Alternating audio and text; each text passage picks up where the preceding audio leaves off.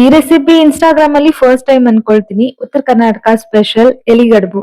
ಇದನ್ನ ಟ್ರೆಡಿಷನಲ್ ಆಗಿ ಜೋಳದ ರವದಿಯಿಂದ ಮಾಡ್ತಾರೆ. ಜೋಳದ ರವದಿ ಅಂದ್ರೆ ಡ್ರೈ ಲೀವ್ಸ್ ಆಫ್ ಜವರ್. ಬಟ್ ನಂಗೆ ಅದ್ ಸಿಗ್ಲಿಲ್ಲ. ನಾನ್ ಬೇರೆನೆ ಉಪಾಯ ಹುಡುಕೊಂಡೆ ಹೆಲ್ದಿಯಾಗಿ.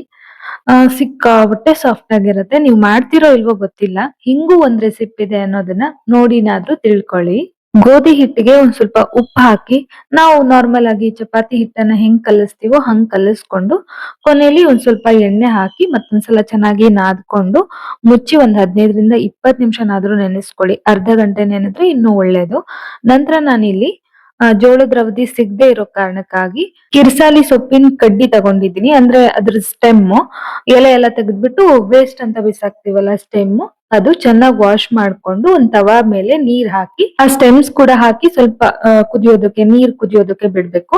ನಂತರ ಚಪಾತಿ ಮಣೆಗೆ ಎಣ್ಣೆನ ಚೆನ್ನಾಗಿ ಸವರ್ಕೊಂಡು ಈ ತರ ತೆಳುವಾಗಿ ಚಪಾತಿನ ಲಟ್ಟಿಸ್ಕೊಂಡು ಇದನ್ನ ಆ ಕುದಿತಾ ಇರುವಂತ ಸ್ಟೆಮ್ ಮೇಲೆ ಹಾಕಿ ಮುಚ್ಚಿಟ್ಟು ಒಂದ್ 30 ಸೆಕೆಂಡ್ ಒಂದ್ ಸೈಡು, ಇನ್ನೊಂದ್ 30 ಸೆಕೆಂಡ್ ಇನ್ನೊಂದ್ ಸೈಡು, ಎರಡೂ ಕಡೆ ಚೆನ್ನಾಗಿ ಮುಚ್ಚಿ ಬೇಯಿಸ್ಕೊಂಡ್ರೆ ತುಂಬಾನೇ ಸ್ಪೆಷಲ್ ಅಂಡ್ ಸಾಫ್ಟ್ ಆಗಿರೋ ಎಲಿಗಡುಬು ರೆಡಿ ಆಗುತ್ತೆ. ಇದನ್ನ ಬೆಲ್ಲದ ಬೇಳೆ ಜೊತೆಗೂ ತಿಂತಾರೆ, ಸಪ್ಪನ್ ಬೇಳೆ ಕಲ್ಲನ್ ಚಟ್ನಿ ಜೊತೆಗೂ ತಿಂತಾರೆ.